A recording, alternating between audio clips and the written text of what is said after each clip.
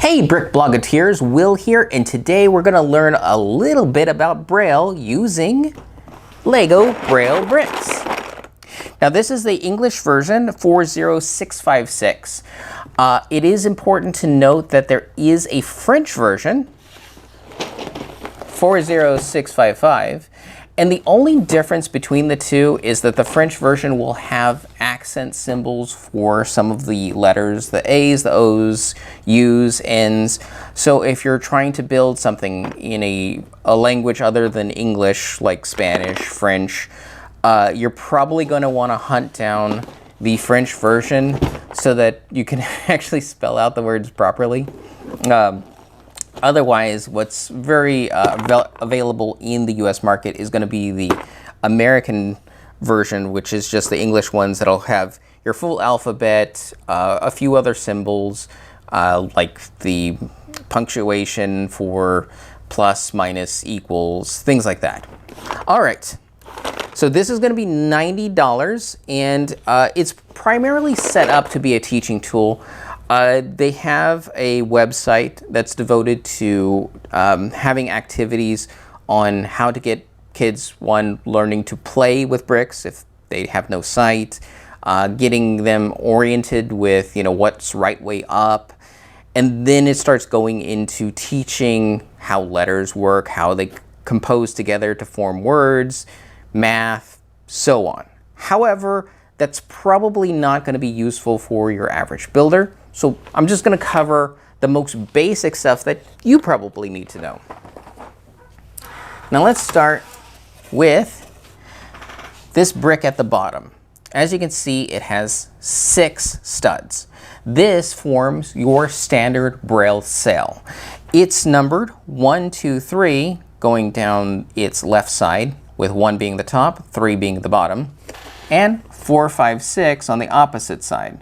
So whenever someone says, oh, that's dots 1, 5, you know that means the top one and the middle one on the other side to form that particular character.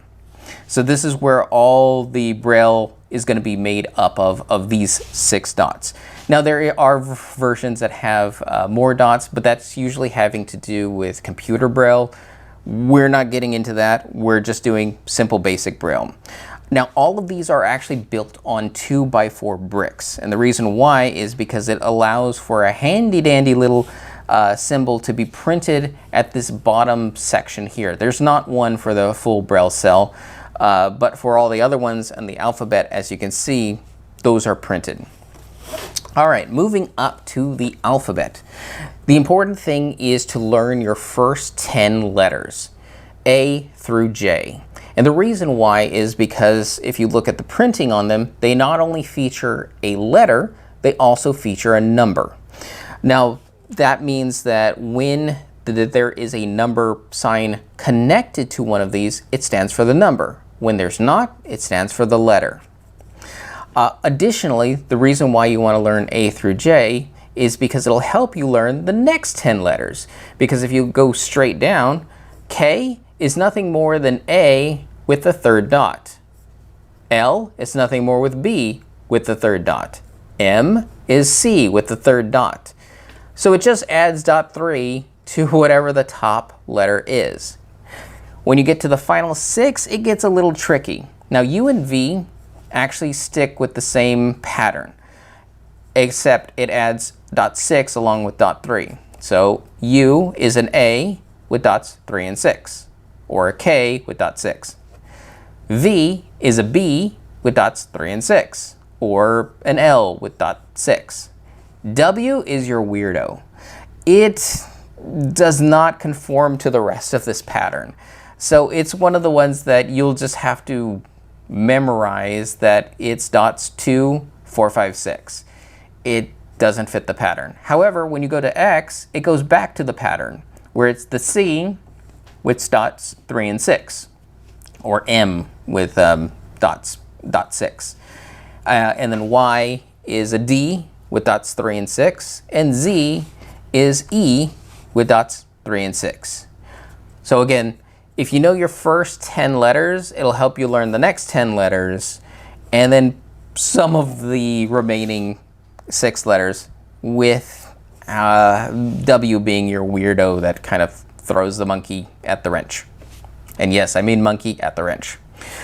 So there are two other symbols that are important in using these letters to make a sign. So I made up a sign. Now the first symbol I want to point out is this yellow brick up here. It's only a .6 and it has a little up arrow. That means the letter that's connected to it is capitalized. Now you'll notice that I'll use it here and here, but not in the third word. Now the reason why is because they only gave me 4 of the yellow bricks. So one little trouble with this is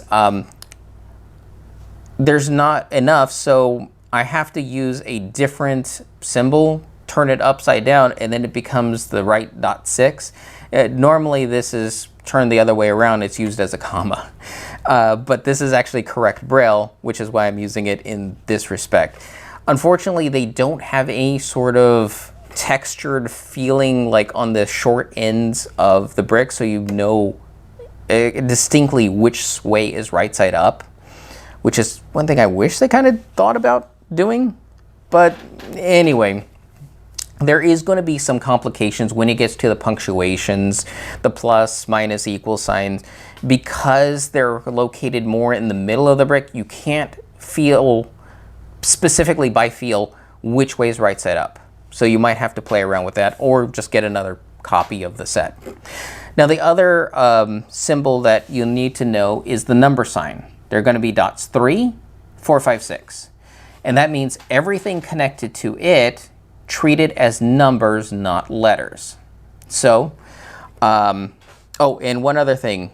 If you have 2 of these uppercase, one after another, it means everything that comes after it is all capital letters.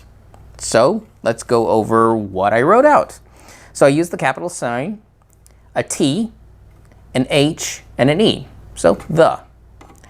Then capital sign, a B, an R, a C, an I mean, and then a C, then a K. So brick. And then you might guess blogger. Underneath that, we have all in caps, LEGO. And then I just wrote out Braille bricks. Now for the number, since it's coming out in 2023, that's the year I put down. So this way, if you want to create a sign in your model, you can actually do them without even needing Braille bricks. Simply take a 2x3 plate, tile over the spots where there isn't supposed to be a dot, and put a plate where there is supposed to be a dot, and then you can instantly write things out in Braille. So if you want to do a model that happens in a particular year, you'll do the number of the year, maybe a word to say, oh, it's the ship such and such, or it's a whatever your model represents. But all you'll need to know is capitals, how to use them to make them either all capitals or just singular capital, the number sign, how to use them, and then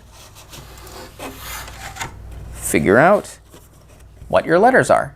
And I think Lego Braille bricks will do a fantastic job giving the most sighted person just a handy guide to making like, oh, this is how I build it out, put it all together, and that was easy. And that makes your models more accessible to other Braille users, well, like myself.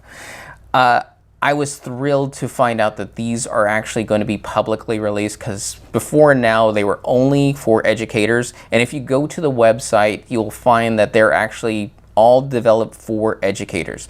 How to teach young Braille users, one, how to manipulate the bricks, how to build actual patterns, how to then read, and it gives you the step-by-step. However, for the average user, the builder, these are also all great, because even if you don't want to use any of these for Braille, having all these tile spaces in interesting spots give it also very interesting build opportunities, especially if you use, say, brackets that stand up, and you can start putting models together that you just otherwise would have a tougher time doing because it would just take more pieces.